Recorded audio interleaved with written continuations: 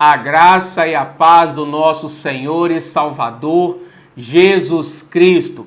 Vamos entender hoje os 6 tipos de mortes que a Bíblia nos apresenta. Precisamos compreender porque cada uma delas tem um valor, um princípio importantíssimo para nós. A primeira morte que a Bíblia menciona é a morte espiritual. Quando Deus diz para Adão que ele não deveria comer do fruto da árvore do conhecimento do bem e do mal, porque no dia que ele comesse, ele morreria. E essa morte é espiritual. Por quê? Porque Adão não morreu fisicamente no dia que ele comeu. Em Gênesis diz que Adão viveu 930 anos e morreu fisicamente. Mas Deus havia dito que ele morreria no dia. Isso significa que espiritualmente, a comunhão espiritual que Adão possuía com o Criador foi rompida no momento em que ele desobedeceu, que ele pecou. E essa morte espiritual e a morte física foram transferidas para toda a humanidade. Todos os homens tornaram-se separados da glória da comunhão espiritual com Deus. E por isso Jesus Cristo veio para restabelecer essa comunhão, essa paz, essa vida com Deus. E a respeito dessa morte espiritual, aos Efésios, Paulo diz assim: e estando nós mortos em nossos delitos, nos deu vida juntamente com Cristo. Pela graça sois salvos. Então nós estávamos mortos em nossos delitos, nos pecados, mortos espiritualmente. Mas quando nós recebemos a Cristo como nosso Senhor e Salvador, nós recebemos a vida de Deus. Então essa é a morte espiritual. E a segunda morte é a morte física, porque Deus disse: você agora comerá do suor do teu rosto, até que retornes ao pó, porque você saiu do pó e para o pó você retornará. Então a morte física também veio em decorrência do pecado lá cometido por Adão, que foi transferido para todos os homens e com consequência do pecado, pela consequência, veio a morte espiritual e a morte física. A terceira morte que a Bíblia menciona é a morte para o pecado. É quando uma pessoa crê em Jesus Cristo com o seu coração e o confessa com a sua boca como Senhor. Então essa pessoa nasce de novo, é tornada uma nova criatura. As coisas velhas se passaram, eis que tudo se fez novo. Paulo diz: já estou crucificado com Cristo, e vivo não mais eu, mas Cristo vive em mim. Então agora nós fomos crucificados com Cristo, nós morremos para o pecado e nascemos de novo. Jesus disse que aquele que é nascido da carne é carne, mas aquele que é nascido do Espírito é Espírito. Então nós nascemos, recebemos uma nova vida espiritual de Deus, por meio do Espírito Santo, quando nós cremos em Jesus Cristo e o confessamos com a nossa boca.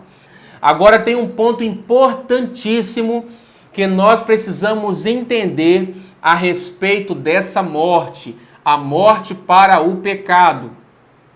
Porque nós ouvimos muitas vezes as pessoas dizerem que nós temos que morrer, o nosso eu deve morrer, mas nós não podemos morrer espiritualmente novamente. Aqueles que nasceram de novo, que estão em Cristo, que foram tornados filhos de Deus, não podem morrer espiritualmente novamente.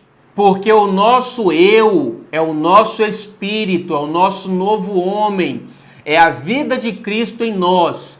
Por isso Paulo disse: não vivo mais eu, mas Cristo vive em mim. Quando uma pessoa diz que nós temos que morrer o nosso eu deve morrer, na verdade não é o nosso eu, são as paixões carnais que habitam em nossa carne, em nossos membros. E nós vamos ver isso em seguida. Agora ainda, a respeito dessa morte para o pecado, Paulo diz assim: pensai nas coisas lá do alto, não nas que são da terra, porque morrestes, e a vossa vida está oculta juntamente com Cristo em Deus.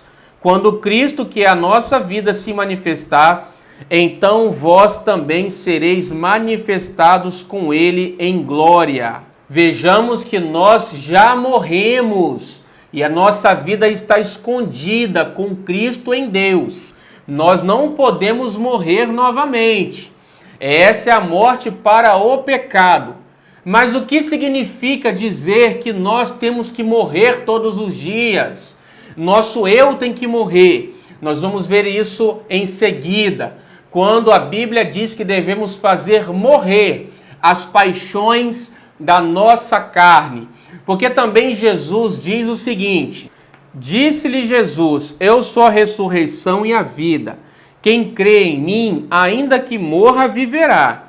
E todo que vive e crê em mim, não morrerá eternamente. Crês isto? Então aquele que vive em Cristo, que creu nele, que crê nele, nunca morrerá eternamente.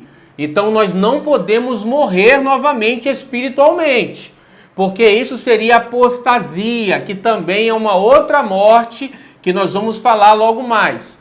Vamos então entender a quarta morte que a Bíblia nos ensina, que é a morte das paixões carnais.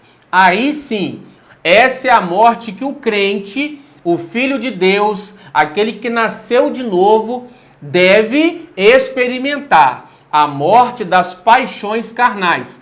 Porque lá em Colossenses, onde nós lemos aqui, mais à frente Paulo vai dizer assim: porque já estáis mortos e a vossa vida está escondida com Cristo em Deus.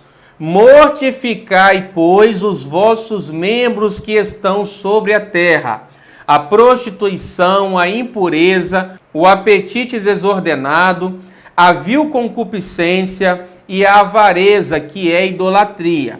Agora despojai-vos também de tudo, da ira, da cólera, da malícia, da maledicência, das palavras torpes da vossa boca.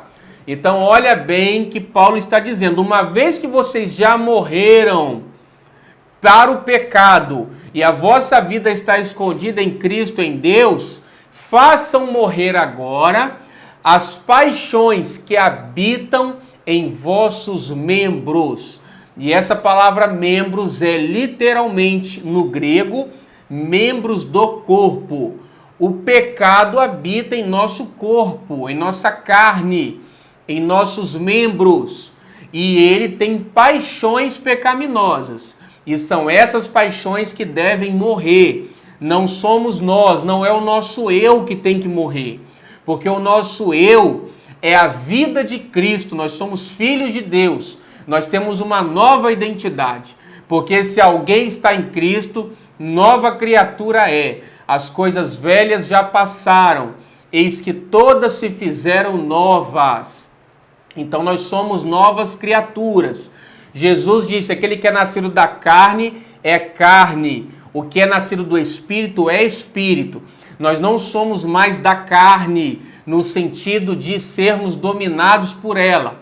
Nós somos agora pessoas nascidas de novo, filhas de Deus, filhos de Deus. Então agora nós devemos fazer morrer as paixões que habitam em nossos membros, em nossa carne. Por isso também no capítulo 7 aos Romanos, Paulo diz que ele estava em uma batalha constante entre a mente dele e as paixões, o pecado que habitava nos membros dele. Ele diz assim: mas vejo nos meus membros outra lei, que, guerreando contra a lei da minha mente, me faz prisioneiro da lei do pecado, que está nos meus membros.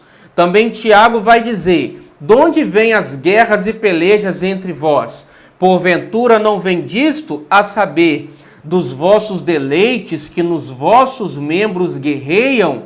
Então vejamos como nos nossos membros aqui membros do corpo, habitam o pecado, a lei do pecado, como Paulo disse, que faz guerra contra a nossa mente, contra o nosso entendimento. E é na nossa carne, nas paixões pecaminosas que nós devemos morrer.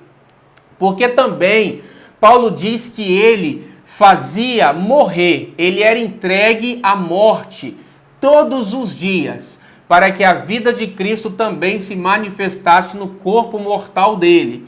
Então, esse entregue à morte todos os dias, ele está se referindo às paixões que habitavam no corpo dele, nos membros dele, tá? Então também aqui nós vemos Pedro dizer assim: amados, exorto-vos como peregrinos e forasteiros que sois, a vos absterdes das paixões carnais que fazem guerra contra a alma. Então olha bem como que as paixões carnais fazem guerra contra a nossa alma. Alma é mente, é coração.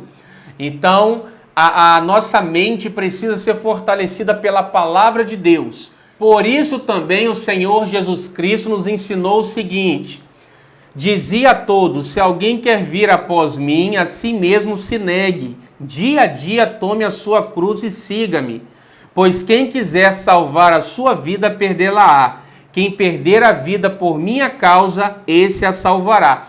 Vida aqui é psique, é mente. Então nós temos que todos os dias, a cruz de cada dia são os desafios que nós enfrentamos, as tribulações que nos sobrevêm. Para quê? Para fazer morrer as paixões carnais. E também aqui Jesus está dizendo em perder a vida, a psique, a mente. É quando nós negamos para a nossa alma os prazeres da carne. Então nós não correspondemos, nós perdemos essa psique, essa mente. Ou seja, mente é lugar de prazeres, é o lugar de pensamentos, de vontades, de desejos, de afeições. Então nós temos que morrer nas afeições carnais, nas vontades, nos pensamentos pecaminosos, para seguirmos a Cristo. Isso é de suma importância para nós conseguirmos nos santificar, nos aperfeiçoar em nossa mente, em nosso coração. Nós temos que primeiramente aceitar a nossa morte para o pecado e a nossa vida em Cristo. Nós já fomos ressuscitados com Cristo. Foi isso que nós lemos aqui aos Colossenses, aos Efésios também. Fomos ressuscitados com Cristo, ou seja, nós morremos com Ele e ressuscitamos também com Ele já. E nós não podemos morrer de novo, porque se o crente morrer novamente, espiritualmente, tá? Ele cometerá o pecado da apostasia. A quinta morte que a Bíblia nos apresenta é a apostasia. Apostasia significa divórcio. É quando um filho de Deus, aquele que já creu em Cristo, o confessou com a sua boca, o recebeu como Senhor da sua vida, nasceu de novo espiritualmente, cresceu na fé, provou dos dons espirituais, recebeu revelações do mundo vindouro, e essa pessoa nega a Jesus Cristo. Ela diz não acreditar mais em Cristo. Ela pisa no Filho de Deus e ela profana o sangue da aliança. Ela deixa de crer e de declarar que o sangue de Jesus realmente, de fato, purifica os pecados. Ela não crê mais no sangue de Jesus Cristo.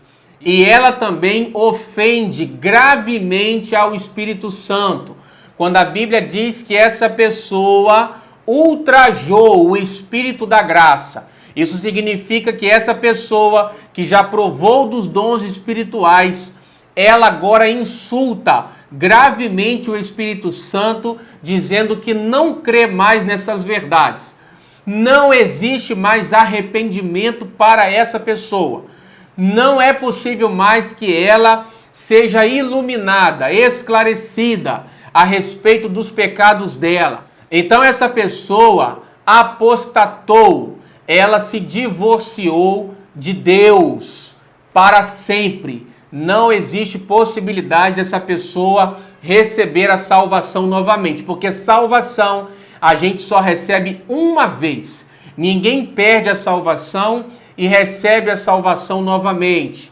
Nós somos salvos uma única vez, tá? Então essa é a quinta morte que a Bíblia nos apresenta.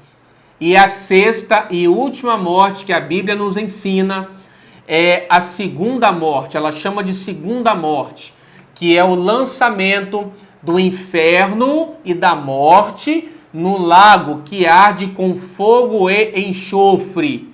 É quando aquelas pessoas que estão hoje no inferno, que não receberam a Cristo como Senhor e Salvador de suas vidas, estão ali sendo atormentadas e que um dia, no juízo do grande trono branco, serão o juízo final, serão lançadas num lago que arde com fogo e enxofre. Essa é chamada de segunda morte. E por que segunda? Porque a primeira morte espiritual aconteceu lá no Éden e foi passada para todos os homens. O homem nasce de seus pais já morto espiritualmente. Ele precisa aceitar receber o Senhor Jesus como seu Salvador, para que ele possa ter vida com Deus. Então essa é a primeira morte, é a morte espiritual.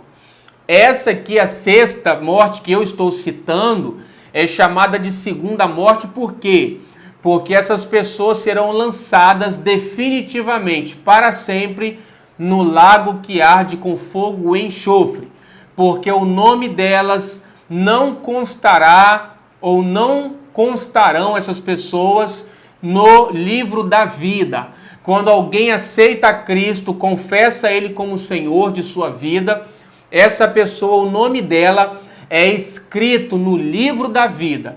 E por isso nós, que temos o nosso nome nesse livro, não morreremos mais eternamente. É claro que essa morte é espiritual. Nós não morreremos mais eternamente, espiritualmente. Deus te abençoe. Até o nosso próximo vídeo. Amém.